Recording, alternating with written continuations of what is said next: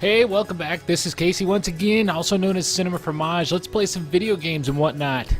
Today, I've got Hammerwatch, published by Cracked Shell Games. I believe it's made by two gentlemen whose name I don't have in front of me right now. Let's see if I can find it here for you real quick. It is Joachim Skoglund and Nicholas Mirberg, music by Two Feathers. This is a little retro-looking dungeon crawler. It's out, came out through Greenlight on Steam, and it is running right now. You can get it on sale just this weekend for like $7. You can get it for $5 something if you get it in a 4-pack. You can also buy this through the Humble Store on the developer's website at hammerwatch.com, where it's always about $1 cheaper than it is on Steam for like $8, and it goes straight to the devs. So definitely something to check out there. So this game is straightforward. It is the little dungeon crawler. It is, the old style graphics. It is very simple in the controls, but once you get into it, it is not simple in the slightest, which is what makes this game fantastic in my opinion, because I am enjoying the hell out of it. As you can see here on the main menu, you got two options. We got single player, we got multiplayer. Multiplayer, you can do local hosting, browse. You got game browsers out there. You can join pickup games. You can set up games with your friends, do some co-op. I hear that the game's even better in co-op. I have not tried it yet. You can play up to 4 players. Everybody shares lives because you get a limited number of restarts on your lives here. I think you get 3, and you share that pool when you start playing multiplayer. But I have not tried that yet, so I've been playing the single player, and we'll get into that a little bit more. Single player, you've got various difficulty levels: medium, hard, and easier. I've been playing on medium. You got different classes. Paladin, you get a little sword, you get a little spell where you can sprint. Wizard, which is my favorite, you get a couple different fire spells. Ranger, bow and arrow attacks. I don't know what their little magic spell is. And Warlock, which has a pretty sweet area effect spell, so to speak. And then a little green wand, which kind of is weird, but it also does a dot damage over time attack. So there's that. I'm saying so a lot because I'm trying to be conscious of not saying and whatnot. But, what are you going to do? Alright, I don't know what custom does. Custom's setting up, I believe. Oh, that's where you set up your party. We don't need that. Alright, we'll go back here. We're getting ready to start. I've got a game going. I'm going to load it up. I'm like 3 floors into this, still in the first act. And we'll take a look at that. Let's see. I'm playing the wizard class. That has been my favorite so far. We'll go back again. And we'll go from there. That's my wizard game, and there I am. I'm on the 3rd floor. I just come down the stairs from this level here. A little exclamation mark over my head means I am about dead. If you look down at the bottom there, you can see my life, my mana there. There's that little yellow bottle. I haven't figured out how to use anything yet. That's an item I picked up. There's a button on the wall there, and it is straightforward. That's where my game had saved here. Let's see.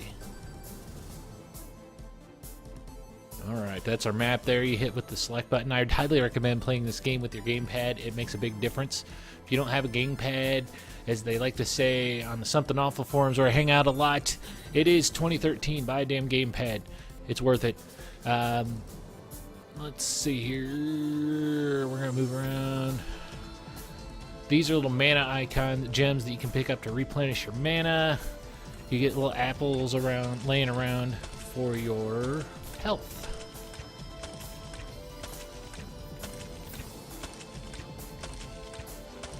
Alright, so here's some beetles we're going to kill. This is my main attack. Little fireball, spitting them out there as fast as I can push the button. I just got hit, which sucks, because I'm going to die soon, but we will see how far. This game, as I mentioned earlier, it's really simple because that's all there is. You have magic attacks, you have straightforward attack, you have movement, and that's about it. The other 2 buttons don't really do much, at least that I've encountered yet, and I've been playing, I got a good 2 hours into this, so we'll keep flying away here. I have some keys. If you look up towards the top here, I've got a menu that lists out my keys there. 2 bronze keys. I got silver keys, gold keys, that little Ankh looking thing. Right now I just got some silver keys that unlocks these doors.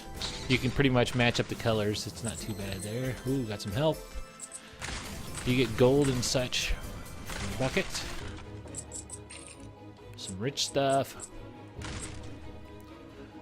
Now, this game, while it is an RPG in a sense, you're not getting, you're not playing for experience points. You're not getting experience points from items you kill. You're getting gold, but you're going to find vendors later on that's going to let you upgrade skills and such. So you want that gold, as much gold as you can find. Let's see what's down here. Boom. That's a little combo I've opened up.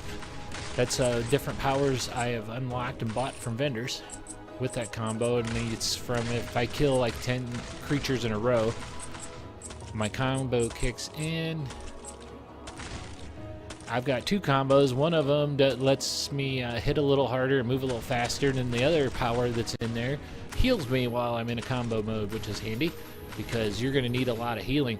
That little purple bar above my life down there, that is my combo bar, so it keeps up the more I'm killing people, and it shows you how close you are to going into combo mode. There's a nest. Boom.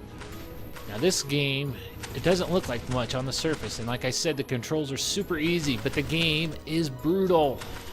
Very, very brutal, but that's what makes it so good. It's very hard. You get a lot of mobs, and I've heard some people say later on you're not necessarily playing to clear out the maps of mobs, but so far I've been enjoying killing them all because they get so swarmy and it's hard to get away from them. They follow you. Nothing is one kill. These guys are not too bad. These little beetles, they just run at you. You can get them in a straight line behind you and turn around and kill them. Easy enough. But we'll find some more here in a bit. For instance, the maggots that spit goo at you, and those suck. And they kind of turn, you know, that's another aspect of the game that it kind of turns it into a bit of a bullet hell shooter, a little bit like a shoot 'em up, because you're dodging these little balls of goo that they're spitting at you, and you get lots of them on screen, and it's just all over the place, and it's pretty crazy. Let's see if we can find some here, and I can show you what I'm talking about. But you know, oh, I died because there's something in the ground spitting out little vines that's got me from below. I don't know if you got to see that or not.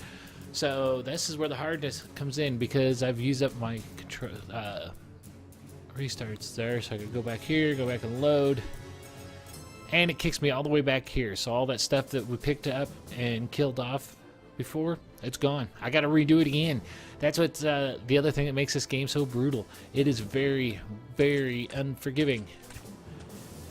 Part of the thing that keeps driving you on is finding the next save state, because there's only certain places you can save. You can save on the stairwells going up and down between the floors, and then every once in a while you'll find a rock on the floor that's got a little disc icon, and you can save there. Otherwise, you cannot save, so you're always on the lookout for those. If you miss one and you die, you're going to lose a lot of progress. Luckily, nothing respawns after you save. So I have made it a habit to, if I make it pretty far, to backtrack and go back to the nearest save states, so just to save where I was at, so I can keep clearing out the dungeon that way. Because sometimes you run into some groups that are very hard and very overwhelming, and there's no other choice because you're going to die a few times. So that said, this is a game very much so. If you get frustrated with dying a lot, you better buy an extra controller, and you might want to shield your monitor because it's going to piss you off because you're going to die a lot. But it's okay. That's just the nature of the game. Everything else straightforward. Nice little retro graphics going there. Simple controls. The controls are very tight. You can turn on a dime, so to speak. I don't have too much problem with that. Oh, see my little vines popping up in the ground there? That is what killed me last time. So if you don't stand still, you stand a better chance. I'm going to lure these guys out. Isn't that handy? I'm going to get some mana here.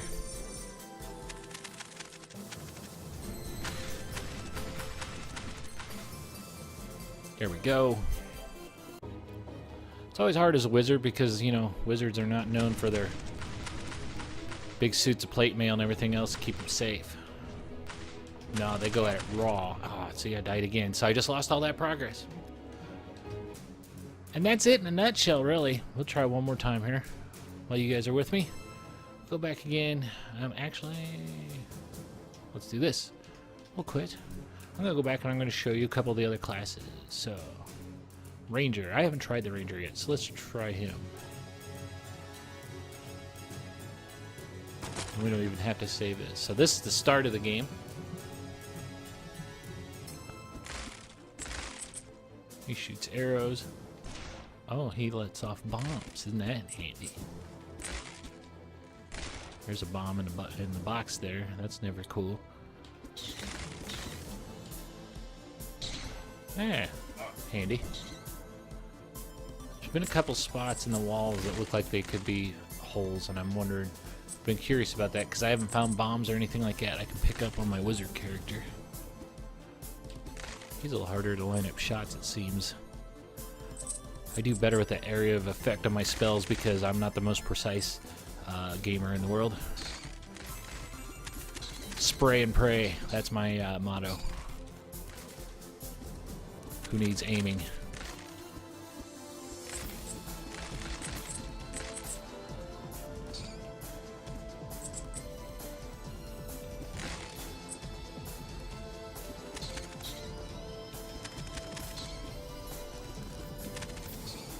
Boom.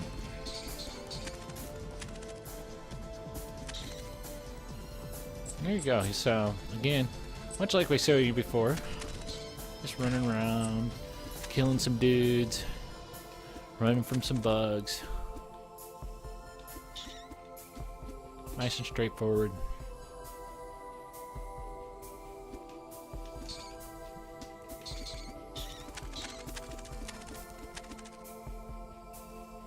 Alright, now let's try. I'm going to show you the Warlock. I'm not going to show you that because I don't have anybody to play with yet. I know there's a couple goons on Steam that have hit me up about playing some co-op, and I'm definitely going to take them up on that because I'm enjoying it so much, and I definitely want to see what that experience is. Here's our Warlock back at the beginning here. Played with him a little bit last night just to see what it was about. Pretty cool. That little green thing, though, wand is a little harder to hit with. It seems you got to be a little bit closer. This spell is cool. Watch this. Boom! That's handy. I can see going places with this guy. Just because of that spell. You can, from what I found in the upgrade merchants, you can upgrade the power of your spells. You can upgrade the distance that they'll shoot. You can upgrade your mana pool, your health. See, I couldn't hit that beetle, and I stand right in front of it. That's a little annoying. But maybe they want you to use this big spell instead more often. Which makes it tough though, because your resources, your health, and your mana is not easily replenished. A lot of action RPG type games, they they make health potions pretty much standard kit, and so you're never on the verge of running out of mana or health because you've always got potions popping out of a barrel. They still pop out of barrels here, not very often though. That's part of the difficulty, which is nice. But I am the action RPG fan, which is normally, commonly played with the mouse, unless you get back to the good stuff like on PS2 with that EverQuest Champions of Norath game, which was a lot of fun. Played well with controller. Huge fan of things like Torchwood 2, Torchwood 1 and 2, Diablo, things like that. Yes, I actually like Diablo 3. I didn't have too much problem with that. I know I'm in the minority there, but I enjoyed it. This fits in very well with this retro style, but I really like the controller option here with that 360 pad. It's playable with the keyboard and mouse, but I've heard it's not quite as good. I was tipped off to this game by Axemaniac on his Steam Shots show. You can check that out at steamshots.com or shotgaming.com, I believe. It's on YouTube. It's shotgaming.com too. I'll throw a link in the notes. He's got his little series where he plays games just like this, and you could say he inspired me to do this. How about that, Axemaniac? You're my hero.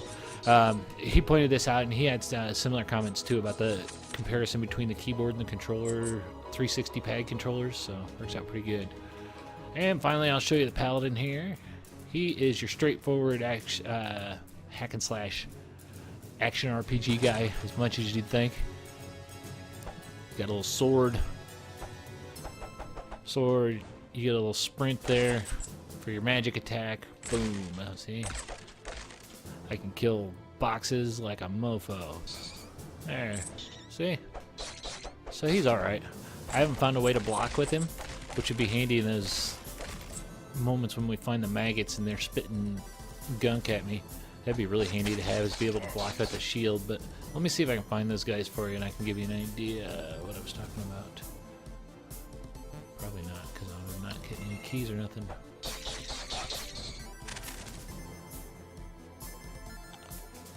Yeah, there's nothing here. Actually, I got a save game with him. I can probably find him there. Let's see what we got here. No mana. There we go. There's some maggots.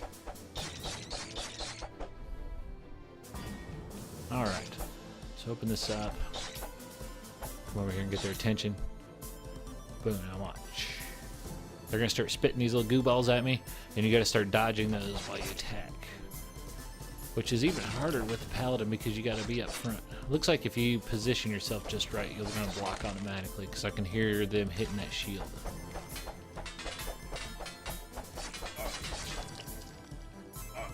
It's harder with the wizard because you're shooting from a distance, but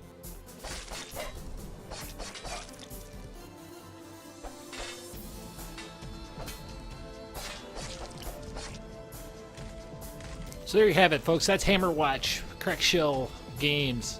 You should definitely check that out.